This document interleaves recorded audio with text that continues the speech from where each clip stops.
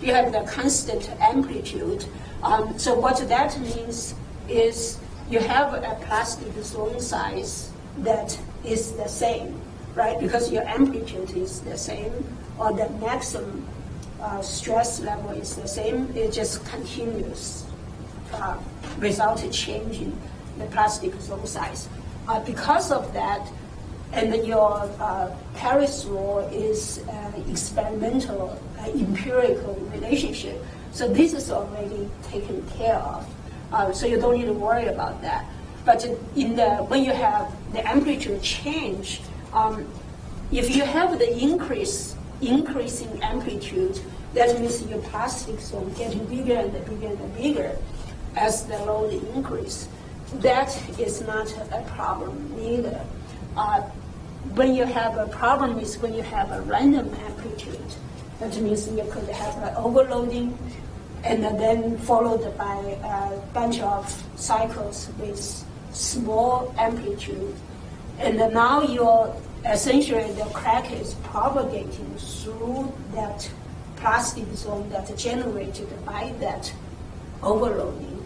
And that will affect the crack propagation characteristic. So if you do the RMS like what we have suggested without considering the plastic deformation, it might have very different behavior. So what shows here is if you have overload, we know that at the crack tip, you will generate a plastic deformation zone, right? So if you have a plastic deformation zone, like what we show over here, so outside of the material that's at point B, the material is still elastic, right? So you can think of it as the area in A, because they stretched so much, they don't want to come back, right? So they want to stay in the elongated state. They just come back a little bit. So that's what this curve tells you, is that once you go beyond the yield zone, when you come back, you don't fully come back. You have some expansion. That's residual plastic deformation. But the material outside of the plastic zone, it will go up and it's come back. So you can think of it as we have a bunch of students in the middle, right? And they were kind of really cramped, and they are not happy, okay? And then you have a bunch of students outside, and they are okay. So then I say, okay, every student will go to the radial direction, and then you go to the radial direction, and the student in the middle, and suddenly they listen, they say, okay, now we have more space, we're happy, right? And then you say, okay, now go back to the original position. And then the people in the middle say, well, I like where I am now, I don't want to go back. So they were resistant. And the people outside, they want to follow the order to go back. So what happened is the outside of the material, we're trying to squeeze the material inside, right? To trying to force it to go back. And that, because of that, you will generate pressure, right? So if you look at the distance from the crack tip, once you release, the one that in that plastic zone actually is under compression because all the material outside are trying to force it, right? So the one that's outside, because they were trying to force it, they're actually under tension. So what is the effect of this on crack propagation? If you have a compression, what does that say about crack propagation? It should be slower, right? Because then your load have to overcome that compression first, and then start to put the material in tension. So depends on how much compression you have, that essentially reduce your range of your load range, and the delta K you have. So what that means, the crack is going to propagate slower, right? So that's the effect of residual stress on the crack growth rate. So residual stress develop around the crack tip because you have plastic deformation, and then because some other material does not go through plastic deformation. So as a result, your delta K is the net result of the residual stress and the stress applied. So for constant amplitude loading, because the particle zone is the same, so the effect of residual stress is accounted for, so we don't need to worry about that. But for variable amplitude loading, the particle zone variable loading, so that's why it could have a significant effect on the crack propagation behavior. So that's what we call the loading interaction effect. Or another thing, if you work on fatigue, you'll hear a lot is called overloading retardation.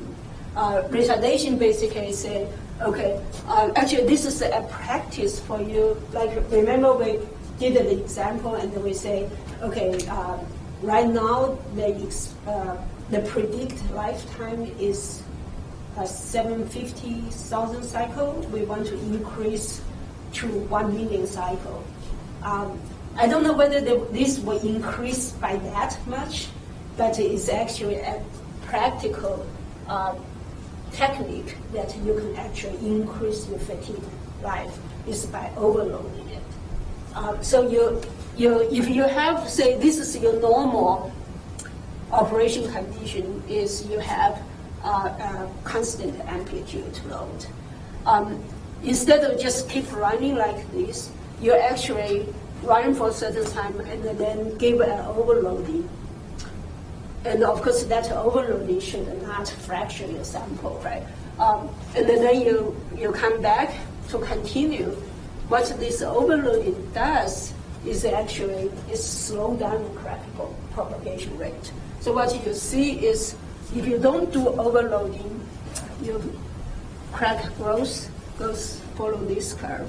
But if you do periodical overloading, so you basically, as the crack goes up to here, you do an overloading and it slows down. So you change the curve and get to another point when you start to propagate like that old curve again. You do another one and then another one.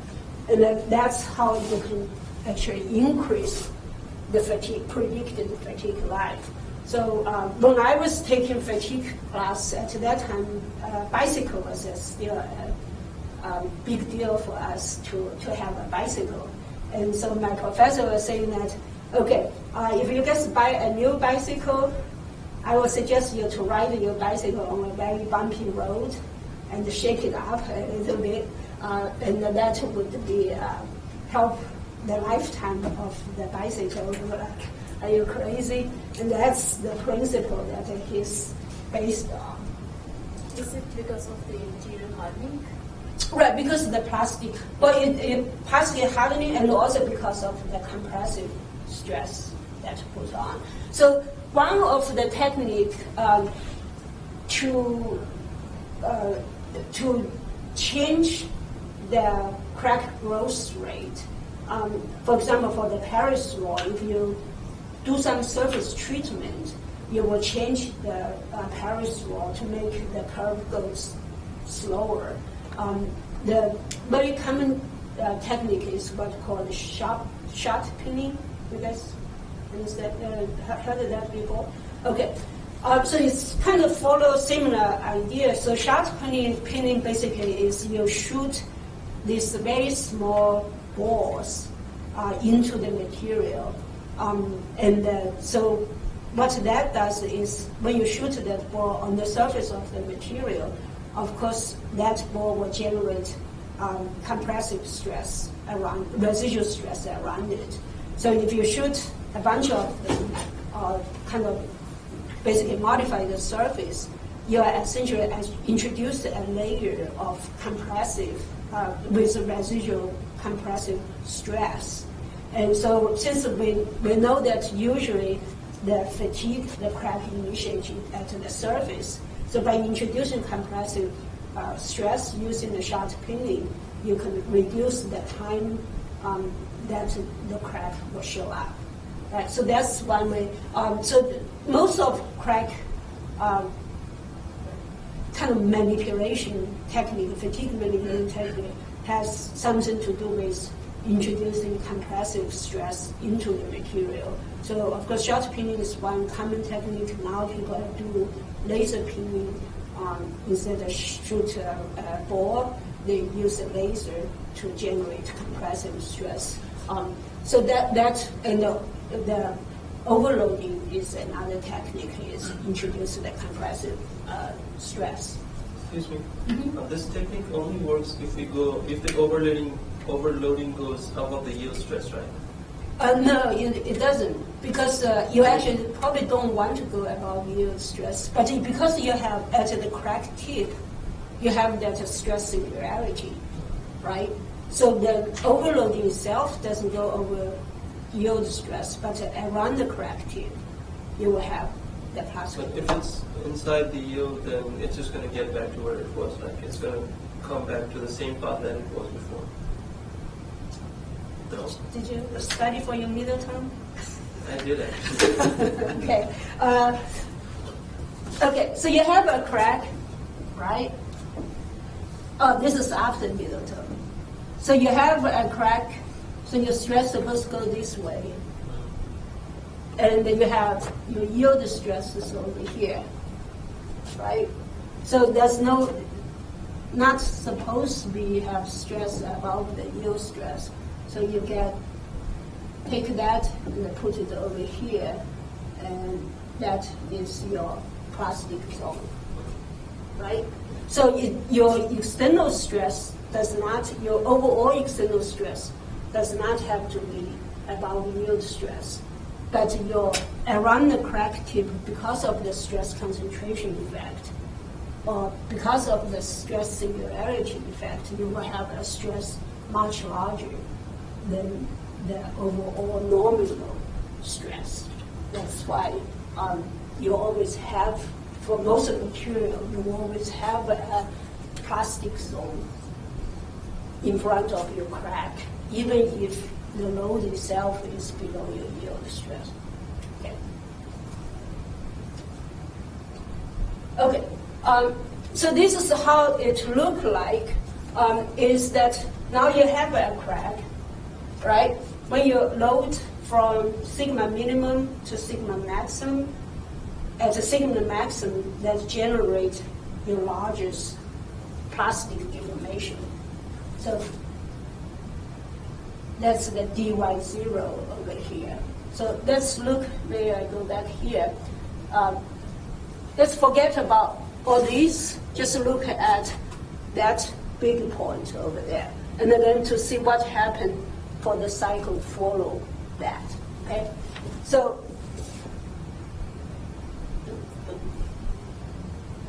okay, so at this point, get my big pen. Okay, so let's look at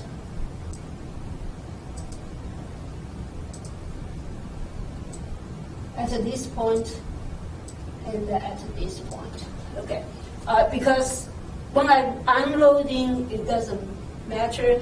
When I load up, before I reach the max point, it doesn't really matter. So I'm looking at the true local maximum in my load.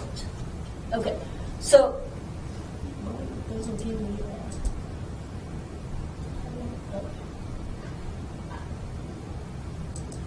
that. Okay, so what you have is at that maximum load, because of this effect, you will get a big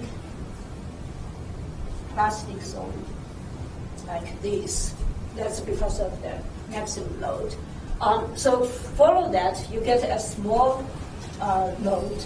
Now that load is going to give you the small plastic zone over here.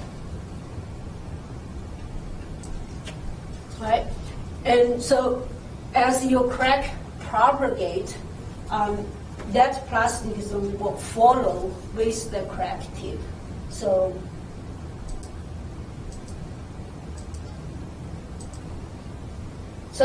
as your crack tip go forward, that plastic zone will follow it, but it's still inside that big plastic zone. And because of that big plastic zone, within that big plastic zone, the stress is negative because of the plastic deformation.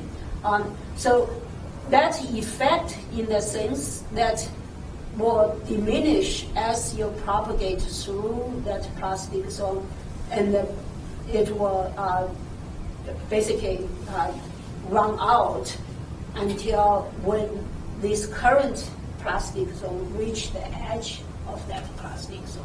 Okay? Because this current plastic zone is built into the Paris law, right? Your Paris law is already counting that effect of that small plastic zone. So the only thing that changed when you have an overloading is because of this big plastic zone. Does that make sense? Okay.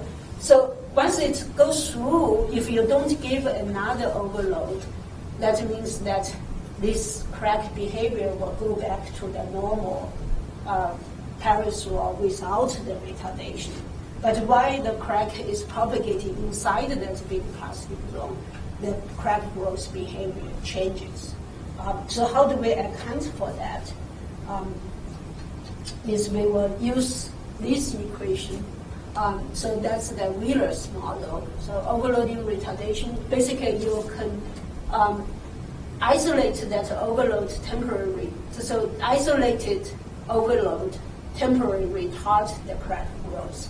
So if we know how big a plastic zone that isolated overload cause or generate in front of the crack, then we can modify our retarded crack growth rate with a parameter like this. So in this case, this term, so that term is basically the same as is the one without retardation. So basically that's the material property, the Paris law you have without retardation. And then this is when you consider retardation. So what you have, you see, is dyi is your current plastic zone size divided by delta is the distance from crack tip to the edge of the large plastic zone. So obviously this number will be smaller, right? Delta yi over delta will be less than 1 when this small plastic zone is inside the big plastic zone. When that is at the edge, when this moves to the edge, the dyi would be equal to delta. That gives you 1, right? So that means this one equal to 1, so then your retarded crack growth rate is the same as your crack growth rate, okay? And then they have an index of 1.3 to 3.4, depends on the material. Again, that number n will be the material dependent. So far, when we talk about crack growth, we really haven't talked about, we just assume there's only one crack. But in some cases, especially like in 3D printed cases, you have lots of void in the material, and then now the void actually, especially when the plastic zone of the void interact, so that's the rule we use. If you have the voids are far apart, and the plastic zone around the void are not joined together, they're separate, right? So you have, say, I have one crack over here, one crack over here, and I have my plastic zone here and my plastic zone over here. As long as these two are not connected, you can treat each crack as independent of each other. You don't need to worry about it. But when they start to, as they get closer, when they start to interact with each other, now the crack actually will propagate faster, kind of counterintuitively, because we just said that the plastic zone will have a retardation effect. But in this case, if you have a true crack coming toward each other, and then once their plastic zones start to join, they actually will have a fast crack propagation zone. And it's actually, at this point, at least when I was several years ago, I was writing proposals studying this problem. At that time, there's no better way to predict once the plastic is joined. So this, of course, is a very relevant problem for airplanes, because airplanes, the fuselage have lots of rivet holes, and you will see a lot of very common failure mode of airplane failure mode is the crack emit from the rivet hole. And if they're not, when they're small, they're like over here, it's not a problem, but when they start to join, that's could happen very quickly and causing problems. So this is one of the called multi-degree of freedom analysis, is when you have one crack propagation depend on the other crack. And we're not going into detail here. Just be aware that if you run into this problem, you need to dig deeper. This class is not sufficient to cover that.